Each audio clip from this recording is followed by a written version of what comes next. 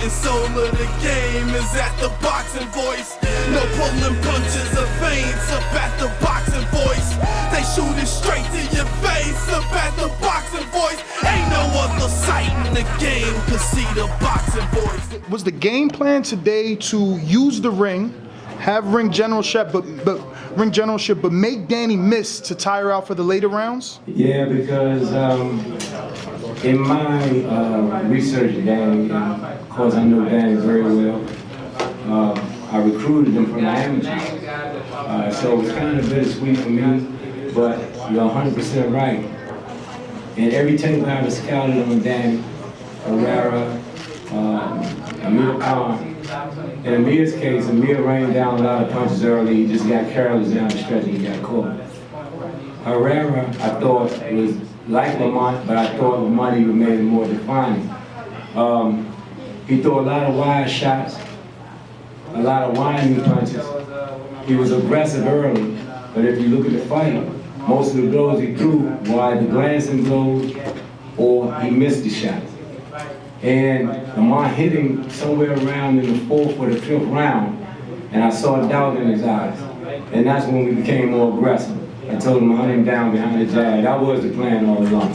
Now, it seemed like Lamont picked up the pace after the 6th round, but do you feel you can, I guess, side with the judges on certain cases when it comes to the decision, because some of those rounds he circled around the ring and didn't really land any punches? I cannot agree with the judges. Number one, because you can be aggressive all day. I can show aggression like this, but if I'm not landing a shot, I think Herrera did. And really, you know, and not taking nothing away from Danny, I love the kid. I just think Lamont was a better overall fighter.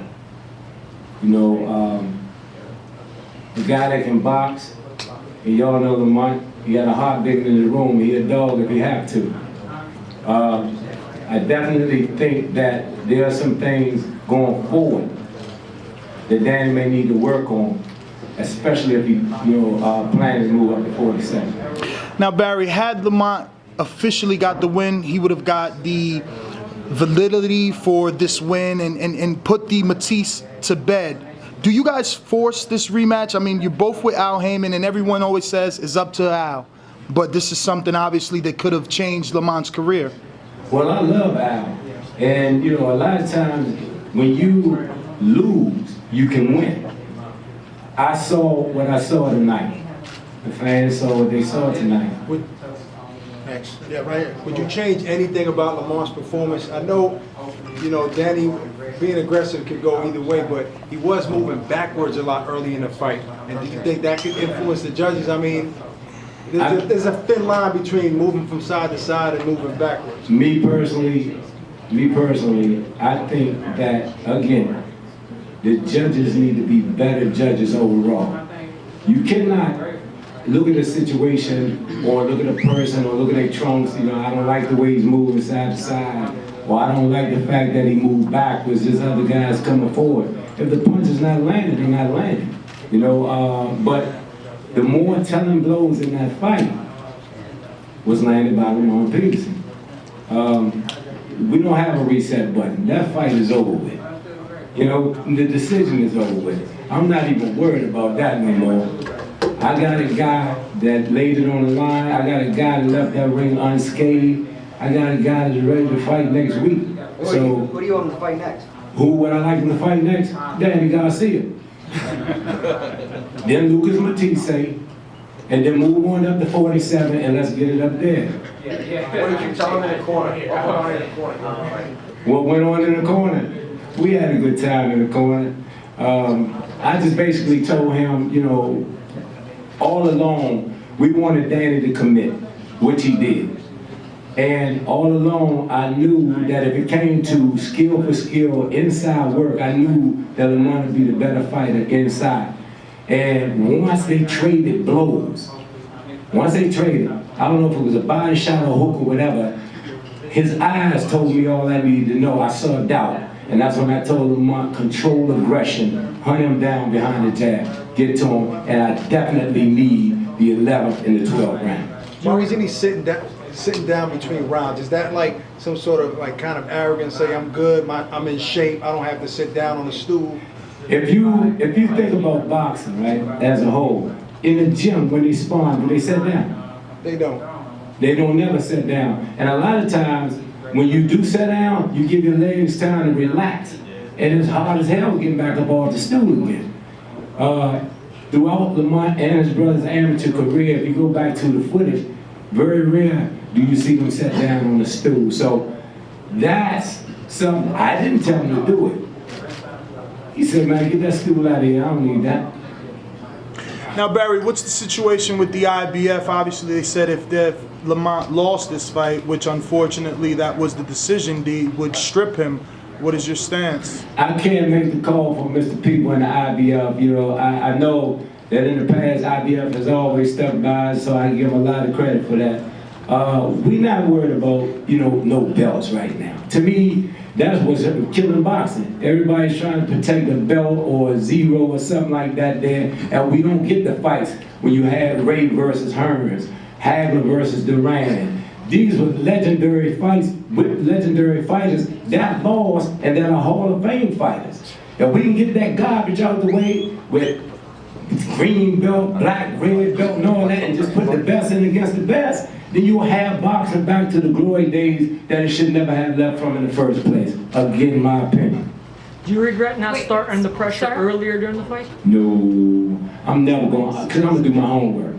I'm going to do my homework, and it's my job to do the recon work, write down every strength and weakness of my opponent, know my opponent better than I know myself, relay that message to my athlete, and it's his job at that point to carry it out. Me personally, like I said, the only thing Lamont could have done better is knock Danny out. Right back. Barry, if you guys were to get the rematch, would you have it at catch weight again, or would you actually put the titles on the line? We've always been able to make 140 pounds. The fans wanted this fight. I wanted the fight because I'm a fan first. The only way we could make the fight was at a catch weight. Danny went online and was quoted as saying that he didn't want to put his body through, you know, that type of stress and strain after being off for 8 months. So I understand, and I know what the fighters go through.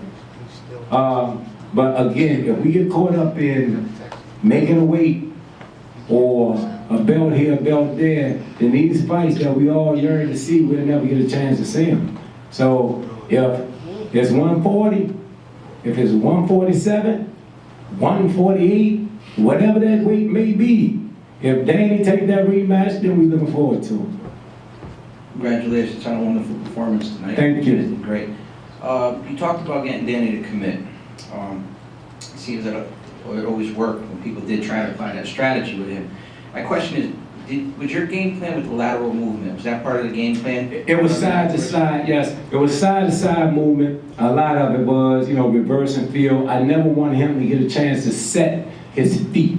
Because if you look at Danny Garcia and the Kendall Holt, they got a knack of getting you in an exchange and throw a wide shot and catch you and put you out.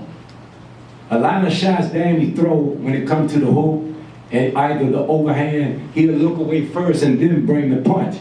He's mastered that style of fighting, so I didn't want to give him that opportunity. I wanted to keep him all balanced the whole time.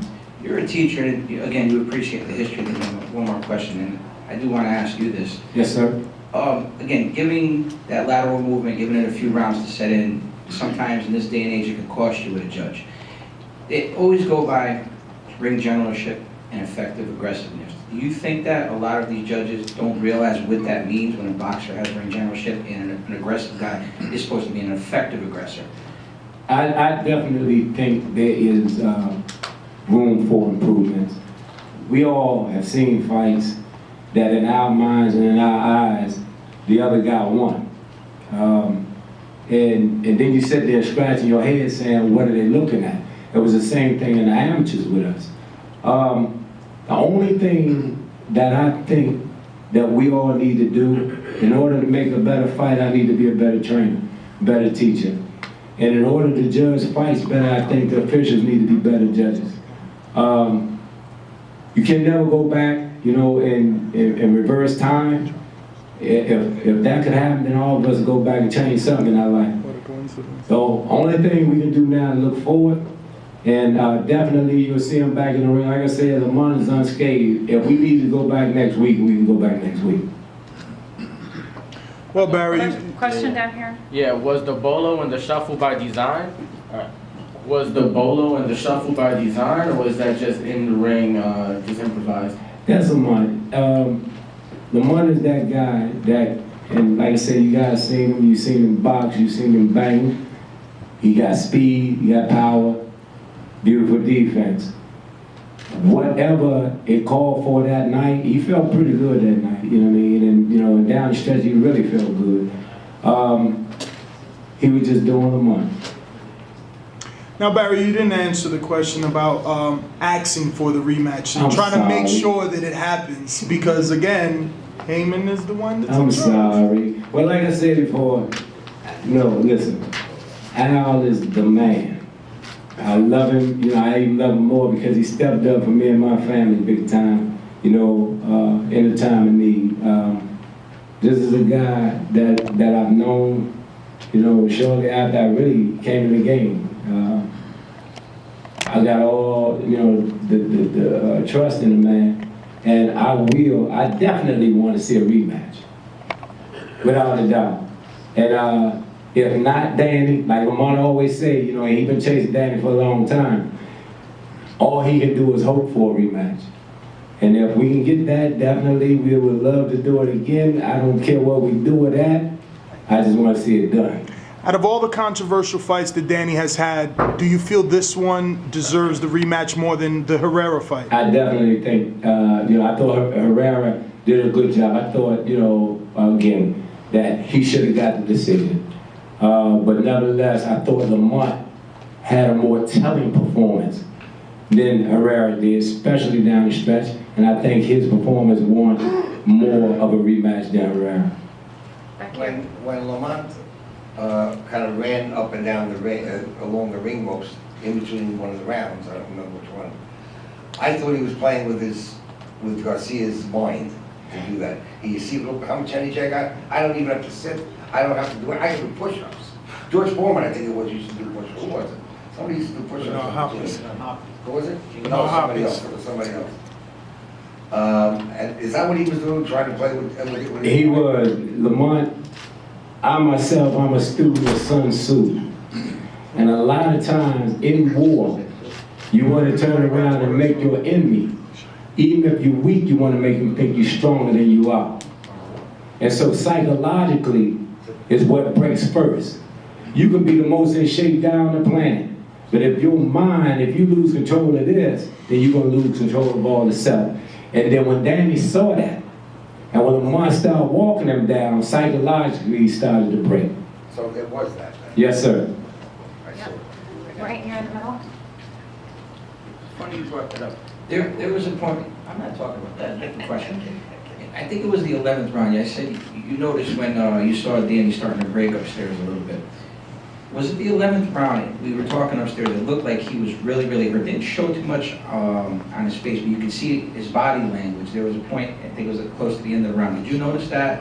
Where Lamont really tried going for the kill more? I actually saw it earlier on, like I said, in the rounds. He got hit with something. I don't know if it was a hook, a right hook, or whatever it was. When I saw his face and I saw his eyes after that, I saw doubt. And I told Lamont, he wanted to go earlier. He wanted to go earlier. He said, look, I can pick it up right now. I said, well, listen, control aggression, hunt him down behind the jab. But when it came to the 11th and the 12th, I really saw it. And I saw weakness. And when I see weakness like that, man, just like any shot, we're going to attack it. And so he started hunting him down even more. I really, really thought he was going to knock There's him about out. 3 of us that saw it from up there. We noticed that right close to the end of the round. Yeah, absolutely. Last question, when we going back to DC, man? Ah, that's where Mr. Heyman comes in at. We'll be in DC very, very soon. Very soon. I want to tell you.